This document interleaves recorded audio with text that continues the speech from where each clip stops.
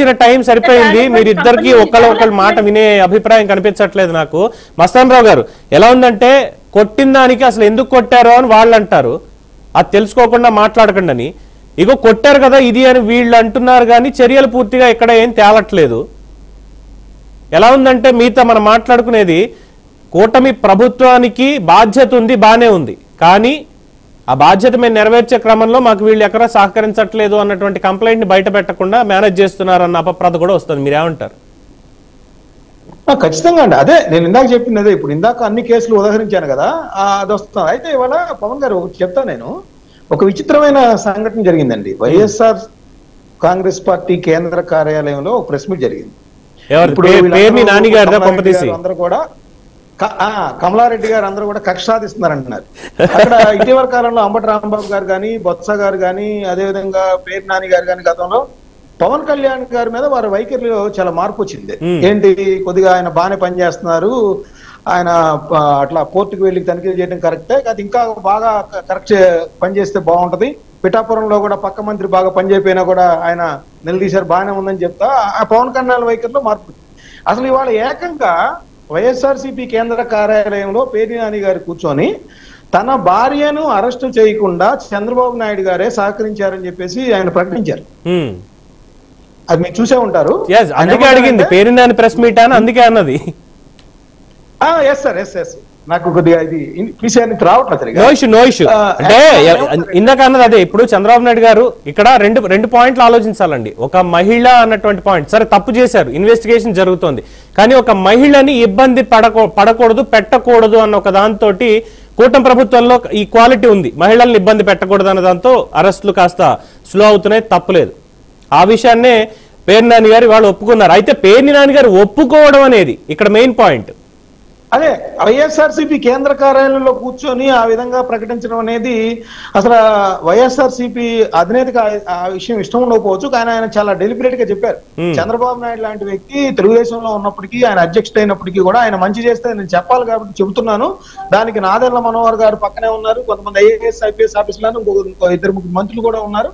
అయినా కూడా చంద్రబాబు నాయుడు గారు జయసుధ గారి ఇంట్లో ఆడవాళ్ళ పట్ల మనం అంత పెద్దగా పట్టించుకోకూడదు, అది కరెక్ట్ కాదు, మనకేదన్నా టార్గెట్ గా ఉంటే పేర్ని నాని ఉండొచ్చేమో కానీ అట్లా ఉండకూడదని చెప్పారు. అది చాలా విచిత్రమైంది. ఇంకో విషయం చెప్తానండి, ఇక్కడ చంద్రబాబు నాయుడు గారు భార్య భువనేశ్వరి గారికి సంబంధించి అసెంబ్లీలో ఇష్యూ జరిగినప్పుడు పేర్ని నాని గారు కూడా మంత్రిగా ఉన్నారు. అవును. సో అది ఎక్కడ ఆయన మనసులో పెట్టుకోకుండా ఇంత డెలిబరేట్ గా జయసుధ గారి మీద చెప్పటం, దాన్ని పేర్ని నాని గారు అప్రిషియేట్ చేయటం కూడా ఇక్కడ మనందరం కూడా రాష్ట్ర రాజకీయాల్లో కొద్దిగా గమనించదగ్గ మార్పుగా నేను చెప్తా. అదేనండి మేము చెప్తుంది, మస్తాన్ రావు గారు కానీ పవన్ గారు కానీ మేము ఏం చెప్తున్నాం అంటే, మేము వాస్తవాలు ఒప్పుకుంటాము, అబద్ధాలు మేము మాట్లాడము. ఎందుకంటే అబద్ధాలు, అన్యాయాలు, మోసాలు మాకు తెలియదు. మరి జగన్మోహన్ రెడ్డి గారు ఎలా ఉన్నారో నిజాయితీగా ఒక కార్యకర్త కానించి ఎవరైనా సరే, ఎమ్మెల్యేలు కానీ మంత్రులు కానీ ప్రతి ఒక్కళ్ళు కూడా జగన్మోహన్ రెడ్డి గారు ఏదైతే నిజాయితీగా ఉన్నారో అదే మేమందరం కూడా ఫాలో అవుతాము. నాని గారు ఇలా మాట్లాడిన మాట మీరు కూడా విన్నారు, వాస్తవాలు మేము ఒప్పుకుంటాము.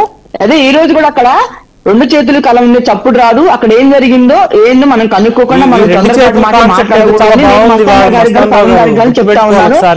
మరి మా నాని గారు ఒప్పుకున్నారు కదా, మరి ఇట్లా అన్నారని చెప్పారు కదా. పవన్ గారు చెప్పండి. కరెక్ట్ మీరు అన్నది. అంటే మస్తాన్ రావు గారు, ఇది మీరు గుర్తుపెట్టుకోవాలి ముఖ్యంగా. ఈ 2 చేతుల కాన్సెప్ట్ ఏదైతే ఉందో ఇది ఈ వచ్చే 4.5 ఏళ్ల పాటు కూడా గట్టిగా నడుస్తుంది అన్నదానికి ఇవాళ నుంచి బీజం వేసుకుందాం. 2 చేతులు కలిస్తేనే సప్పట్లు వస్తాయి, అంతే. అంటే ఇక్కడ అర్థం కాదు ఏంటంటే అండి, ఇక్కడ చంద్రబాబు నాయుడు మెచ్చుకుంటూనే మళ్ళీ కడప వెళ్ళి ఆయన పరామర్శించడానికి కానీ తప్పడుతున్నారు. అదే చంద్రబాబు నాయుడు ఆయన ఉపయోగించుకుంటున్నారు, డైవర్షన్ పాలిటిక్స్ చేస్తాను, మళ్ళీ అదే చంద్రబాబు నాయుడు గారు విమర్శిస్తున్నారు. ఇది ఎక్కడ పాలిటిక్స్ అర్థం కావట్లా. ఓ పక్కన చంద్రబాబు నాయుడు గారు ఉందాతనంతో వివరిస్తున్నారు. కాదు ఇక్కడ అంటే ఒకటి మస్తాన్ రావు గారు, జగన్మోహన్ రెడ్డి గారు is a very good business man, అందులో నాకైతే ఎటువంటి అభ్యంతరాలు లేవు. But when it comes to the politics, ఎక్కడో ఆయనకి సలహాలు ఇచ్చేటువంటి వాళ్ళు సైడ్ ట్రాక్ చేశారు. ఎందుకంటే 14 to 19 ఉన్నటువంటి జగన్మోహన్ రెడ్డి ఒకళ్ళైతే 19 to 24 ఉన్నటువంటి Jaganmohan Reddy was completely different. And ఇప్పుడున్నటువంటి జగన్మోహన్ రెడ్డి కూడా డిఫరెంట్ అని చెప్పుకోవాలి రాజకీయంగా. ఎందుకంటే కమలారెడ్డి గారి మాటలు చూస్తుంటేనే కొన్ని అర్థం అవుతున్నాయి. సో ఈ పాయింట్ ఆఫ్ వ్యూ వచ్చినప్పుడు వైఎస్ఆర్సీపీ, ఎందుకంటే నిన్న నిన్న విద్యుత్ ఛార్జీలు ఉద్యమం జరిగినప్పుడు ఆయన బయటకు వచ్చి మాట్లాడలేదు. అదే అదేవిధంగా ఇవాళ ఎంపీడీఓ మీద దాడి జరిగినా కూడా ఆయన బయటకు వచ్చి మాట్లాడలేదు. వైఎస్ఆర్సీపీ దాడిని సపోర్ట్ చేస్తున్నట్టుగానా లేదంటే లేదు వ్యతిరేకిస్తున్నట్టుగా? కమలారెడ్డి గారు లెట్స్ క్లోజ్ దిస్ సంబంధించిన వ్యక్తి. Let's close this. ఎందుకంటే సమయం మించిపోతుంది కాబట్టి మొత్తానికి వైఎస్ఆర్సీపీ స్టాండ్ ఎలా ఉందంటే అక్కడ ఏం జరిగిందో ముందుగా తెలుసుకోవాలి అన్నటువంటి పాయింట్ ఒకటి చెప్తున్నారు. రెండు చేతులు కలిస్తేనే చప్పట్లు, అంటే ఎంపీడీఓ తిడితేనే వాళ్ళు కొట్టారు అన్నటువంటిది ఎస్టాబ్లిష్ చేద్దాం అనుకుంటున్నారు. కానీ హాస్పిటల్లో అంత తీవ్ర గాయాలతో ఉన్నటువంటి వ్యక్తి 13 మంది కలిసి కొడితే అక్కడ ఉన్నటువంటి వ్యక్తి వెనకాల ఏం జరిగింది అనేది నిజాలు ఒప్పుకోవట్లేదు. రెండోది, దీని మీద జగన్మోహన్ రెడ్డి గారు ఇప్పటిదాకా కూడా స్పందించాల. ఎంపీడీఓ మీద దాడి వ్యతిరేకిస్తున్నారా లేదు సమర్థిస్తున్నారా?